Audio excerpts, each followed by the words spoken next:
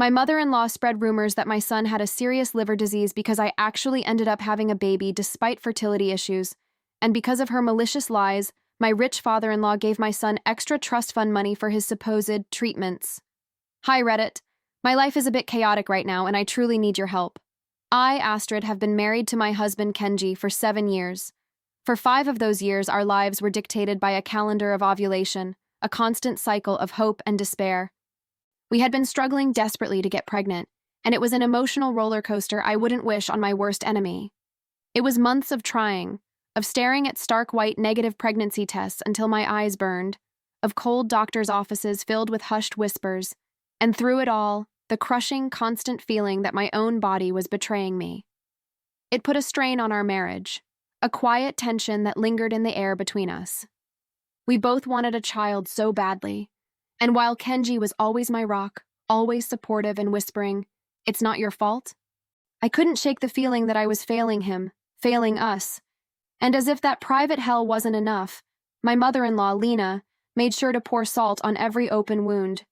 She had never approved of me, not from the moment Kenji introduced us. To her, I was an outsider who had somehow tricked her perfect son.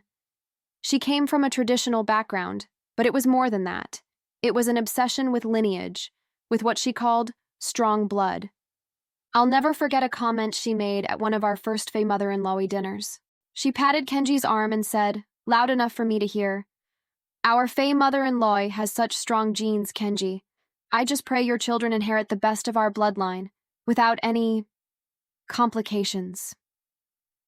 The way she glanced at me made her meaning perfectly clear. I was the potential complication. She was a master of the subtle attack, the poison dripped in your ear with a smother-in-law. It was the backhanded compliment about how surprisingly well I kept the house, or the constant jabs about my cooking. "Oh, that's a modern take on the recipe," she'd say, her lips pursed in a tight line of disapproval. "Kenji was raised on proper traditional food. It's important for a man's constitution."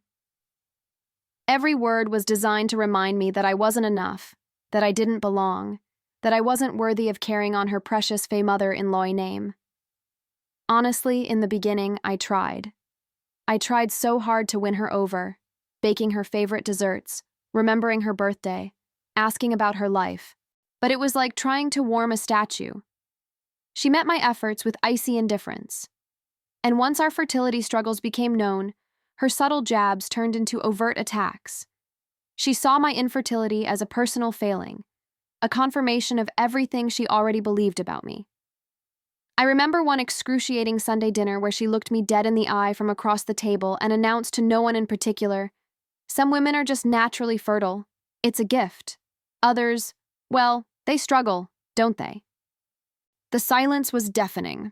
I could feel the heat rise in my cheeks, my fork frozen halfway to my mouth. Kenji just squeezed my hand under the table and muttered, "Just ignore her." But the damage was done. Her words weren't just cruel, they were a verdict. In her court, I had been found guilty of being barren. I thought that having a child, our child, would finally end the war and prove her wrong. I was so wrong. It was just the beginning of a far worse nightmare. Then, after 3 years of heartbreak, it happened. 2 pink lines appeared on a test, faint but unmistakable. It was the happiest, most terrifying moment of my life. I can even begin to describe the wave of pure joy and relief that washed over me. After all the tears, the struggles, the feeling of being broken, a little life was finally growing inside me. Kenji cried when I told him, holding me so tight I could barely breathe. We were finally going to have the Faye mother-in-law we dreamed of. I held on to a sliver of hope that maybe, just maybe, a grandchild would be the olive branch that could finally bring peace between me and Lena. My son was born on a crisp autumn morning, perfect and healthy. He had Kenji's eyes and my mother-in-law, and we were utterly in love. When we introduced him to Lena, her reaction was unsettling. There was no warmth, no grandmotherly doting. She peered into the bassinet as if examining an object, her expression unreadable. "Well," she said finally, "he's small." And that was it. Over the next few months, her indifference became a statement. She never offered to babysit, never called to ask how he was doing. At a Fey mother-in-law get-together, my husband's aunt, Carol, a kind woman who had always been warm to me, pulled me aside in the kitchen. She gently touched my arm and said, "Don't take it personally, dear. Lena gets like this when things don't go exactly according to her grand plan. Just be careful." Her words sent a small shiver down my spine. The real trouble started last year. We found out our son has Gilbert syndrome. My heart stopped when the doctor first said the words, my mind immediately leaping to the worst possible conclusions. But he quickly assured us it was nothing to worry about. He explained it's a common, harmless genetic condition where the liver is just a bit lazy at processing something called bilirubin. It might cause mother-in-law jaundice if he gets sick, but otherwise, he's a perfectly healthy, normal kid. The doctor literally laughed and said, "Look, if you had to pick a medical condition to have from a list, this is the one you'd pick. It's basically a fun fact about his liver." The relief was immense. We had a healthy son with a harmless little quirk. We decided to tell the Fey mother-in-law to be transparent. When we explained it to Lena over the phone, I expected a simple, "Oh, thank goodness it's not serious." But instead, there was a long, strange pause on the other end of the line. Then, her voice low and laced with a weird sort of intensity, she asked, "Are you sure it's nothing serious? A liver problem?" I explained the doctor's words again, emphasizing harmless. But she kept pressing. "This doesn't run in our Fey mother-in-law," she said, and the accusation was thick in her voice. It came from my side. It was my complication. As I hung up the phone, I saw a strange gleam in her eyes in my mind's eye. It wasn't concern. It was an opportunity. And she was about to seize it in the cruelest way imaginable. It started about 2 weeks after I'd told Lena about my son's diagnosis. The first call was from a distant cousin of Kenji's, someone I hadn't spoken to in years. Her voice was dripping with a syrupy, rehearsed pity. "Oh, Astrid, I was so sorry to hear the news about your little boy," she cooed. "It must be so difficult, dealing with a serious liver disease. We're all praying for him." I was baffled. Serious disease? No, it's not serious at all. It's completely harmless. I explained Gilbert syndrome to her, my voice bright and cheerful, trying to neutralize the ridiculous drama. She just replied with a skeptical, "Oh, okay, dear," as if I was the one in denial. That was just the first drop in the deluge.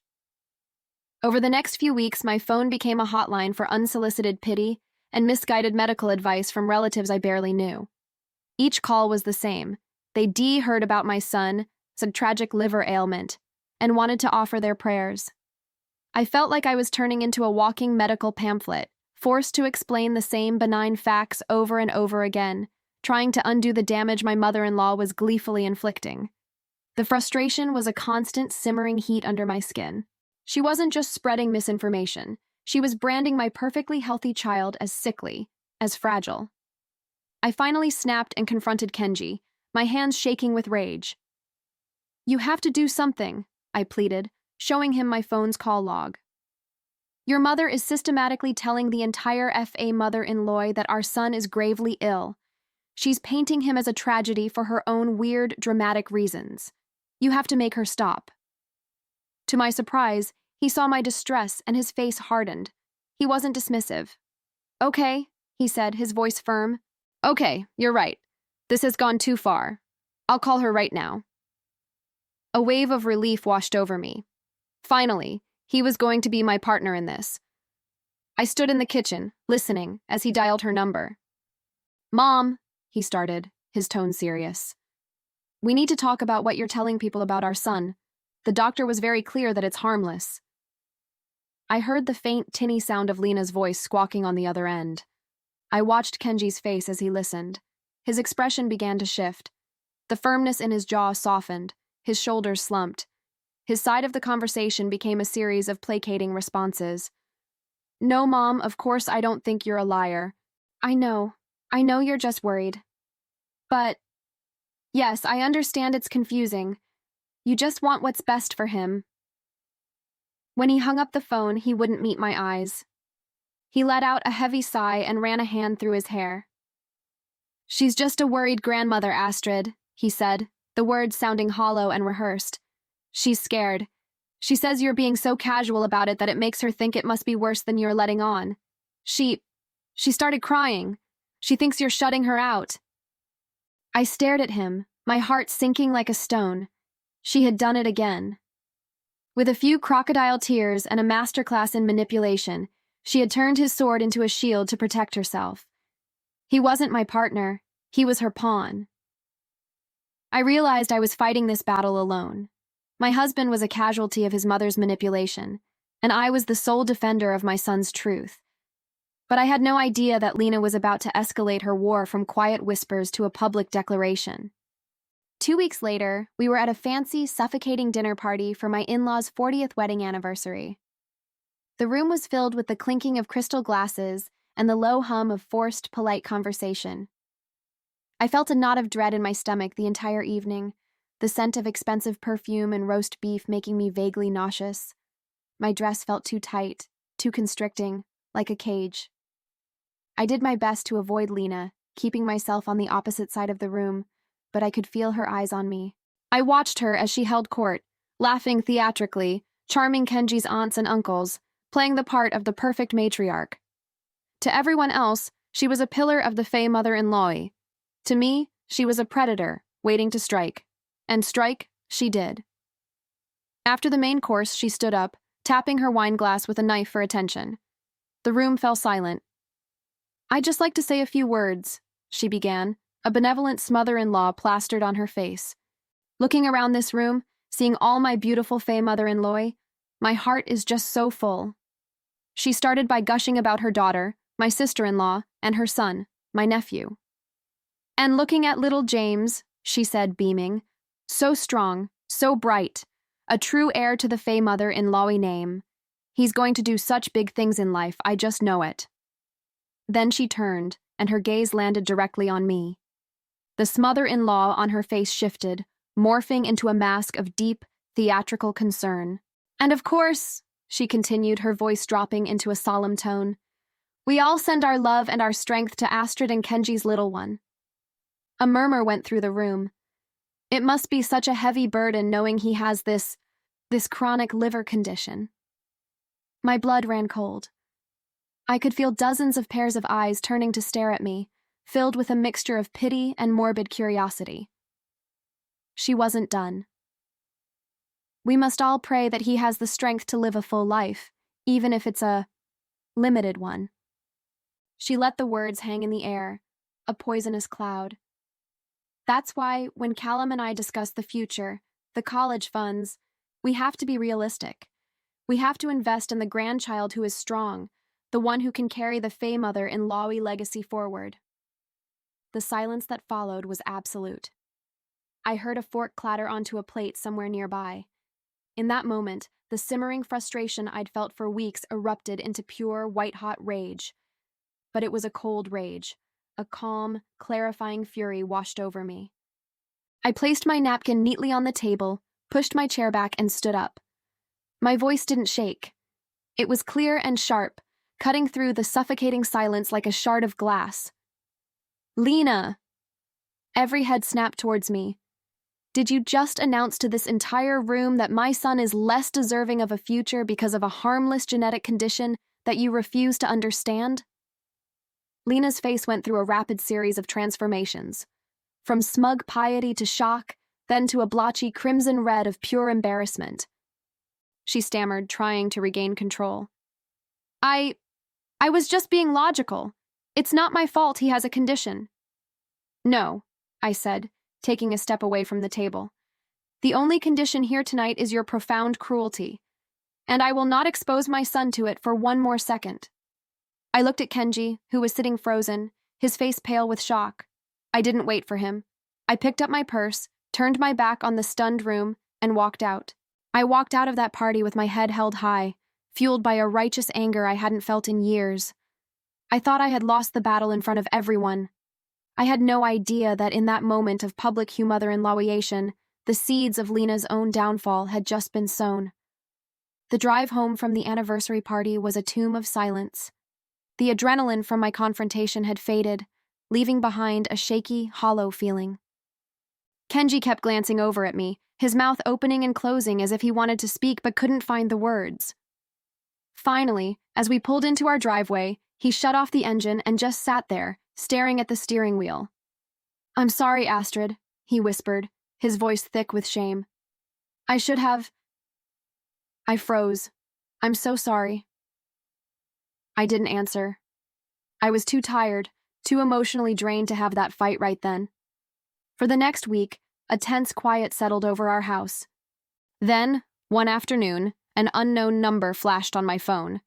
I almost ignored it, but something made me answer. "Astrid, it's Callum." My father-in-law. My stomach immediately clenched. I braced myself for a lecture, for him to demand I apologize to Lena to keep the peace. But his voice was gentle. "I'm just calling to see how you and the little man are doing," he said kindly. "That was quite an evening the other night." "We're fine, Callum. Thank you for asking," I said, my tone guarded. Good, he said. Then he got to the point. "Listen, I've been getting my estate in order, and I'm setting up trust funds for all the grandchildren. And for your son," he paused. "I'm allocating a slightly larger portion. After what your mother-in-law revealed, well, it seems he'll have significant extra expenses for treatments and specialized care down the road." My mind reeled. I opened my mouth to immediately correct him, to tell him it was all a lie, a disgusting exaggeration. "Callum, wait, it's not like that. The doctor said—" He cut me off, but his voice was kind, not dismissive. "Astrid," he said, and there was a profound weariness in his tone. "I've been married to Lena for 40 years. He let that statement hang in the air, a testament to a lifetime of experience. She has a tendency to paint things in the most dramatic light possible when she feels she's lost control of a situation. It's how she rallies sympathy." My jaw dropped. He knew. He knew exactly who his wife was. "Regardless of the medical specifics, which frankly are none of my business," he continued, "what I witnessed at that party was my daughter-in-law and my grandson being publicly shamed. This is my way of balancing the scales. Let's just call it an emotional hardship fund. Please, for me, just accept it." I was speechless. This wasn't a mistake born of a lie. This was a deliberate act of quiet rebellion. This was Callum, in his own reserved way, standing with me. The justice of it was staggering, almost poetic. Lena's campaign to paint my son as lesser than had directly resulted in him being financially favored. She had schemed to have her superior grandchild get more, and in doing so, had guaranteed the opposite. I mumbled a thank you and hung up the phone, my head spinning. When Kenji got home from work, I told him what had happened.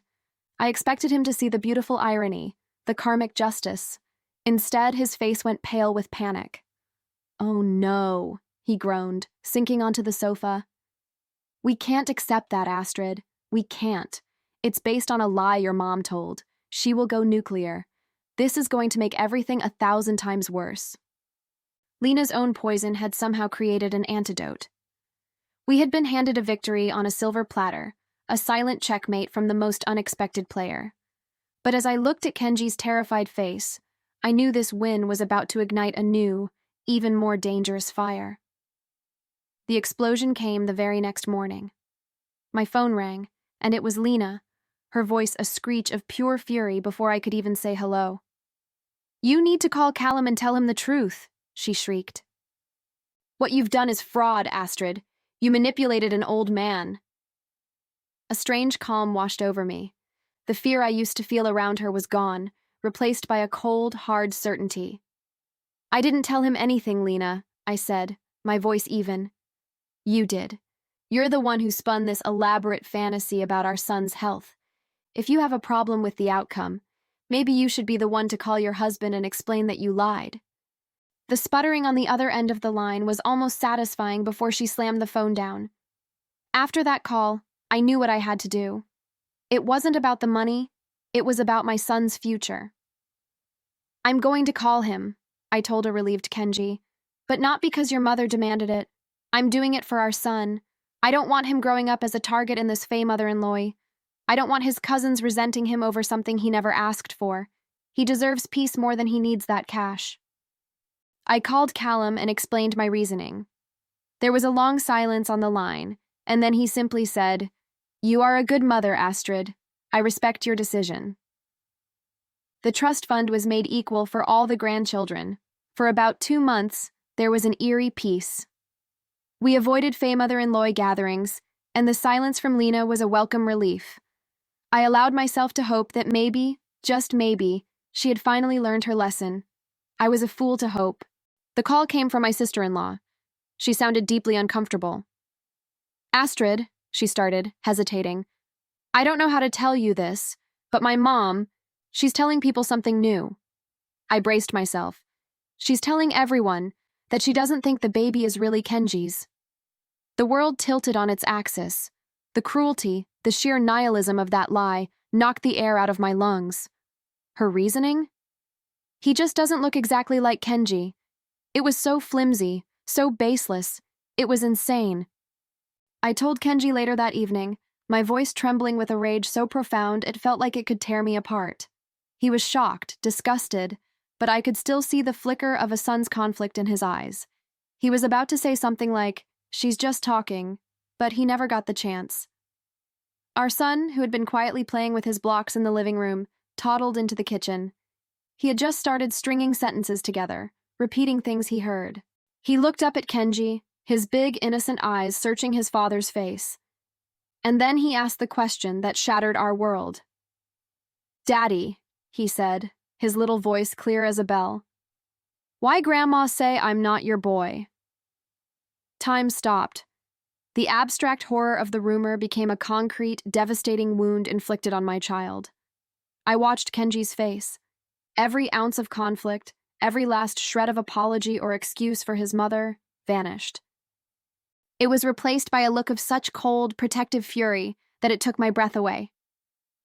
The line hadn't just been crossed, it had been obliterated. This was no longer about a difficult mother-in-law. This was about a threat to his son, and that changed everything. He knelt, pulled our son into a fierce hug, and looked over his head at me, his eyes blazing with a promise. "She's gone too far," he said, his voice dangerously quiet. "This ends. Now." The conflict was no longer between me and my mother-in-law. A different war had just been declared, one between a mother and her son. And I knew, without a doubt, that this final battle would leave nothing but scorched earth behind. In the deafening silence that followed my son's question, I saw the last remnants of the dutiful son die in Kenji's eyes. He held our child close, his body rigid with a fury I had never witnessed before. The conflict that had torn him apart for years was over. There was only one side now, ours. He didn't hesitate. After settling our son back with his toys in the other room, Kenji picked up his phone. His movements were deliberate, precise. He dialed his parents. When Lena answered, his voice was unrecognizable, a flat, cold instrument of command. "You and Dad, our house, tomorrow at 10 a.m., he said. There was no room for argument. "Don't be late." He hung up before she could respond. He wasn't asking, he was summoning them to a reckoning. The next morning, the air in our living room was thick with tension. Callum looked worried, glancing between me and Kenji. Lena, however, walked in on the offensive, her face a mask of indignation, ready for battle. She didn't even acknowledge Kenji, turning her venom directly on me. "I knew it!" she spat, pointing a trembling finger. "You've finally done it. You've turned my own son against me. What disgusting lies have you been feeding him?" Before I could even form a response, Kenji held up his hand, a simple, powerful gesture that silenced his mother instantly. The room froze.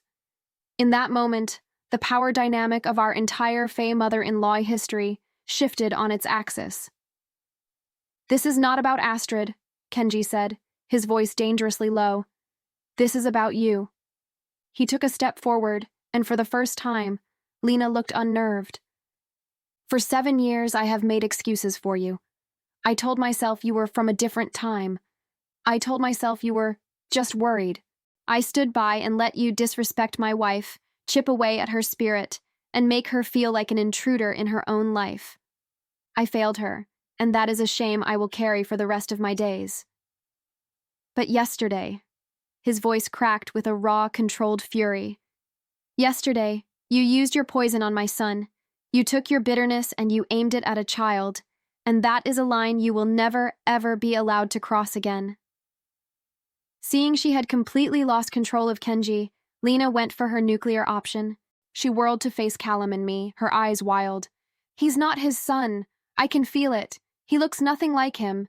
If you're all so sure, get a paternity test. Prove it. And then Kenji did something I never expected. He laughed. It was not a sound of humor, but a cold, hollow, bitter laugh of pure disbelief. A test? He said, shaking his head. You think a piece of paper is what makes him my son? My son is the little boy I held in my arms the moment he was born. He's the one whose fevers I check in the middle of the night. He is my blood, my heart, and my entire world. And you?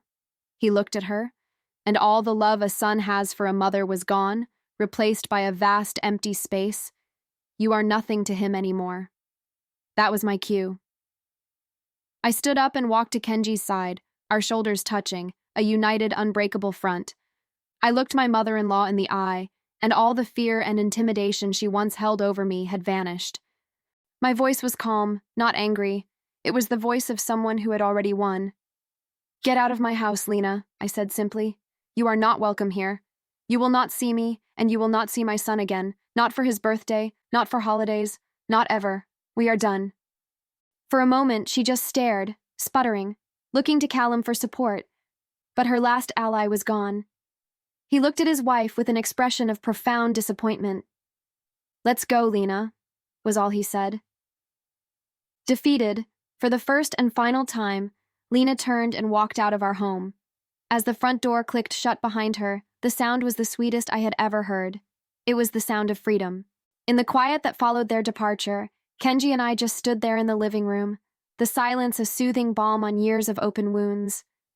The tension that had been a permanent resident in our home was finally gone. He turned to me, his eyes filled with a deep, aching regret.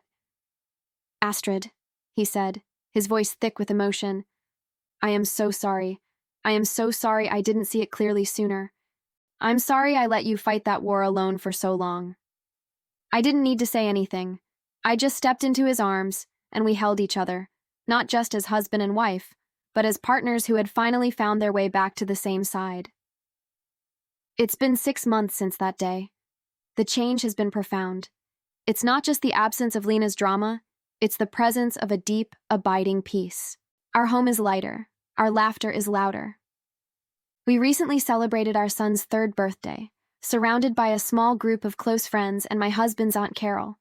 There were no backhanded compliments, no judgmental stares, just genuine joy and a very messy chocolate cake. Kenji still has a relationship with his father. They meet for lunch once every couple of weeks, rebuilding a connection away from the shadow of his mother's influence. He speaks to Lena on the phone occasionally, out of a sense of distant duty. The calls are short, superficial, and he never, ever discusses me or our son. The boundary we drew that day was etched in stone, and he has guarded it fiercely. He has become the husband and father I always knew he could be. As for me, I rarely think about Lena anymore. The anger that once consumed me has faded, replaced by a distant, quiet pity for a woman so consumed by bitterness that she would destroy her own fey mother in Lawi for the sake of being right. For years, I thought winning meant proving her wrong, or getting some grand apology. But I was mistaken. True victory wasn't about revenge. It was about reclaiming our peace. It was about choosing our own fey mother-in-law and protecting it without apology.